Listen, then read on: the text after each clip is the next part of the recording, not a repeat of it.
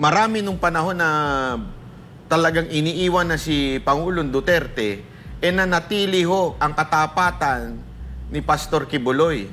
At sabi nga, to the point na nagsuffer o pinahirapan ang SMNI, pinahirapan ang KOJC, at higit sa lahat, ngayon ho ay nandun ho siya sa kanyang pagkadetina. At ang ano nga dito, sasabi nila, di naman makukulong niya kung hindi makasalanan.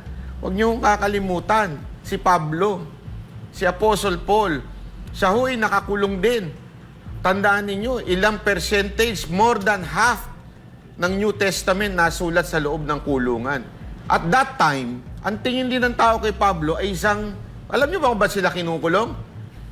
Ang tingin sa kanila kasi parang mga terorista, mga zilot. Ibig sabihin sila ho ay passionate kay Christ na akala nila, ang tingin kasi nila kay Christ is parang magiging hari ng Israel at the same time, mawawala na yung kapangyarihan ng Rome. So, ang tingin nila sa mga apostles noon ay mga rebelde. So, isipin nyo na lang yung senaryo ng panahon na yon. Ang tingin nila talaga kay Paul ay isang convicted felon. Isang rebelde, isang makasalanan. So yun nga, nakakulong. So ganito rin po ang sinasaper ni Pastor Kibuloy because of magkadikit lang sila ni Pangulong Duterte. Lahat po yan Lahat po ay nakakonekta lang at hindi niya binitawan ang Pangulong Duterte. Alam niyo mga kababayan, ito lang konting komento dyan kasi marami pang, hindi naman marami, may mga nagsasabi pa pong ilang Duterte supporter na ayaw nila dahil parang nagdududa pa sa mga akusasyon sa kay Pastor Kibuloy. Ako simple lang po. Simpleng-simple lang. Alam nyo, sa tingin ko naman, at siguro naman din kayo, kung inyong talagang aaralin, yung mga katulad ni Pangulong Duterte, Senator Robin, at saka ni Attorney Torion, hindi naman po siguro sila mag-e-endorse o mangangampanya kay Pastor Kibuloy kung ito ho ay may bahid ng kahit anong korupsyon o di kaya bahid ng hindi maganda. Dahil hindi naman po siguro si Raulo ang ating Pangulong Duterte para gawin ho yun, di ba? Kaya kung kayo ay Duterte supporter, matik na po yan. At ito ang matindi dyan, mga kababayan. Marami nung panahon na talagang iniiwan na si Pangulong Duterte, nanatili ho ang katapatan ni Pastor Kibuloy. At sabi nga, to the point na nagsuffer o pinahirapan ang SMNI, pinahirapan ang KOJC, at higit sa lahat, ngayon ho ay nandun ho siya sa kanyang pagkadetina bilang isang PDL at isa po'y inaakusan ng kung ano-ano dahil laang sa ayaw niyang bumitaw kay Pangulong Duterte. Saan ka makakita ng ganun tao? Ang dami nga dyan yung mga Duterte supporter na mga congressman. Naku, meron ako dyan mga kaibigan pa, nakakairita.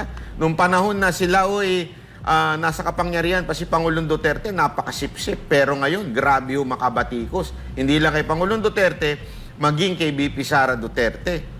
O, di ba ho? Konting ano lang. Si Pastor Kibuloy, to the point na nandun siya sa kulungan, di ba? At ang ano nga dito, sasabi nila, di naman makukulong niya kung hindi makasalanan. Huwag niyong kakalimutan, si Pablo, si Apostle Paul, siya ho'y nakakulong din. Tandaan ninyo, ilang percentage, more than half ng New Testament nasulat sa loob ng kulungan. At that time, ang tingin din ng tao kay Pablo ay isang, alam niyo ba kung ba't sila kinukulong? Ang tingin sa kanila kasi parang mga terorista, mga zilot. Ibig sabihin sila ho ay passionate kay Christ na akala nila, ang tingin kasi nila kay Christ is parang magiging hari ng Israel at the same time, mawawala na yung kapangyarihan ng Rome. So, ang tingin nila sa mga apostles noon ay mga rebelde. So, isipin nyo na lang yung senaryo ng panahon na yon. Ang tingin nila talaga kay Paul ay isang convicted felon. Isang rebelde, isang makasalanan. So yun nga, nakakulong. So ganito rin po ang sinasaper ni Pastor Kibuloy because of magkadikit lang sila ni Pangulong Duterte. Lahat po yan eh. Lahat po ay nakakonekta lang at hindi niya binitawan ang Pangulong Duterte. So sana ho maunawaan natin to at ikampanya po natin si Pastor Quiboloy dahil maganda ho ang manggagawa niyan sa Pilipinas. Coach Oli.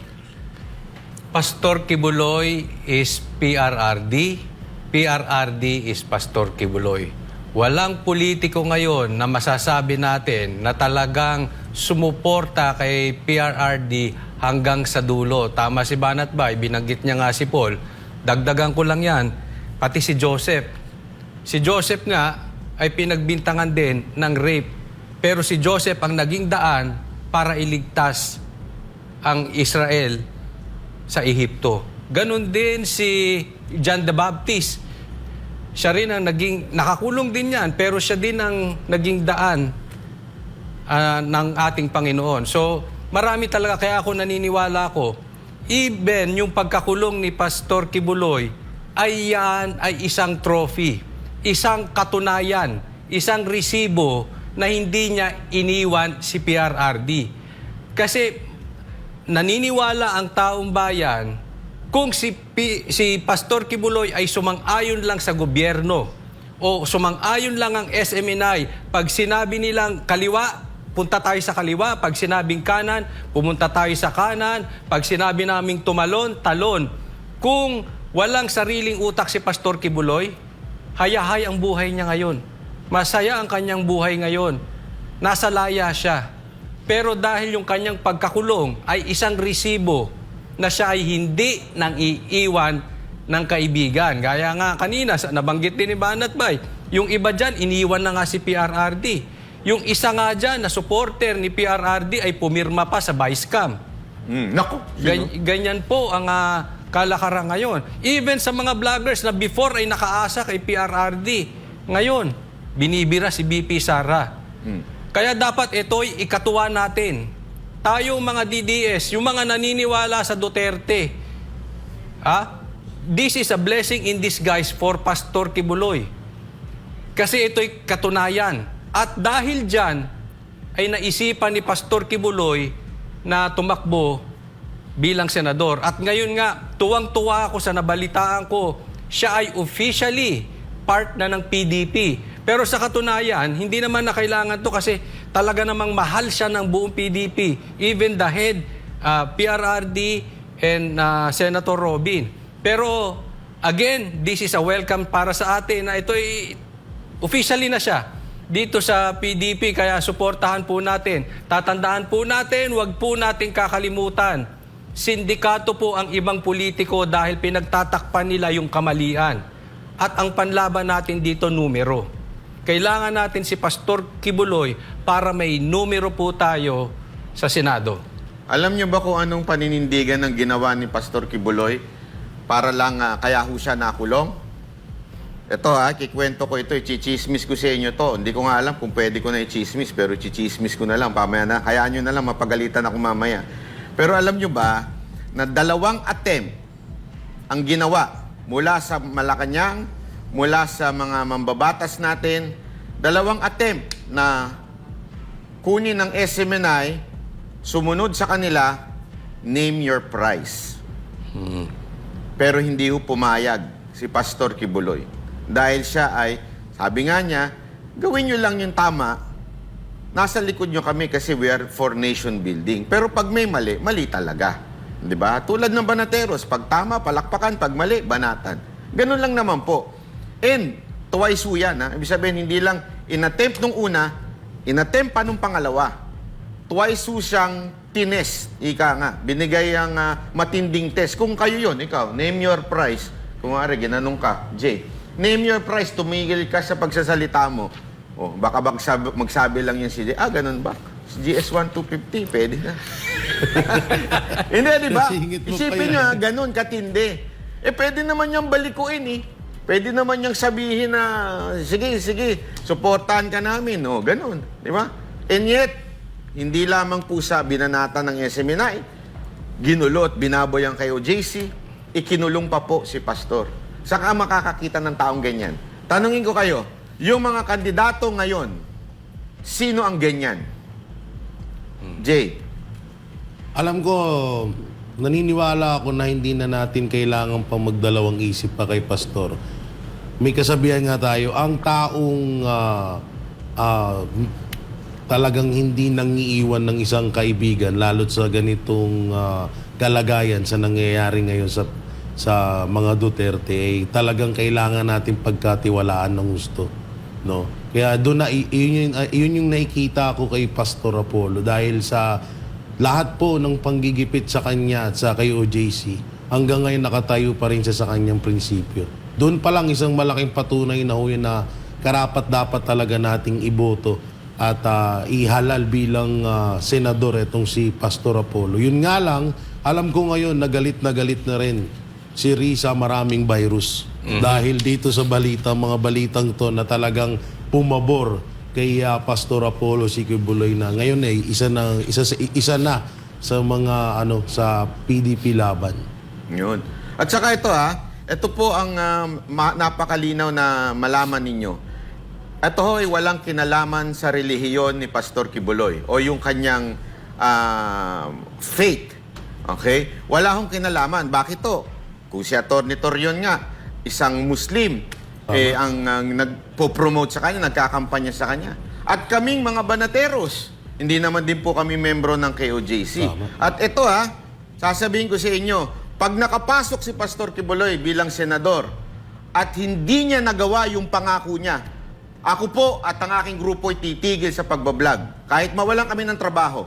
Ganun ang paniniwala namin. Kasi nakita ho namin Hindi ho namin ito narinig lang, napaniginipan lang. Hindi ho. Nakita ng sarili naming mata ang lahat ng ginawa ni Pastor, hindi lang sa KOJC dito sa Davao, maging sa ibang bansa.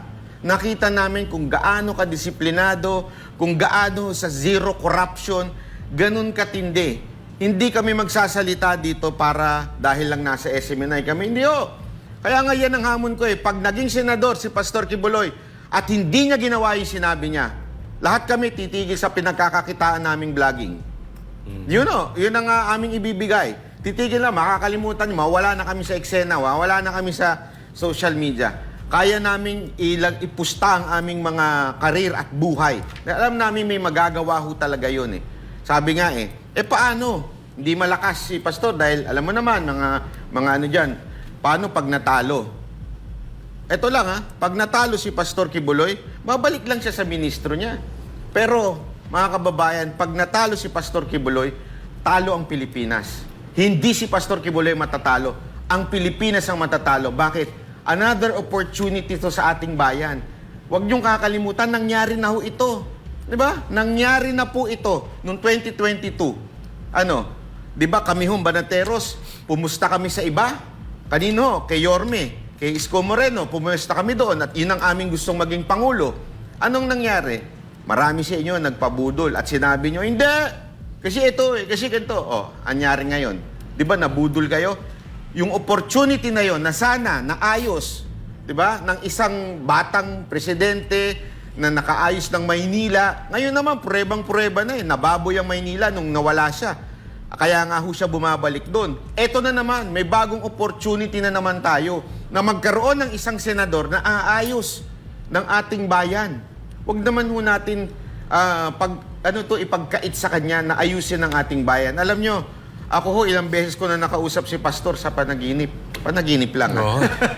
Nakikigaya ka na sa akin, Hindi, mga panaginip ka na rin, panaginip, at napaka-humble ho talaga nung mama na to.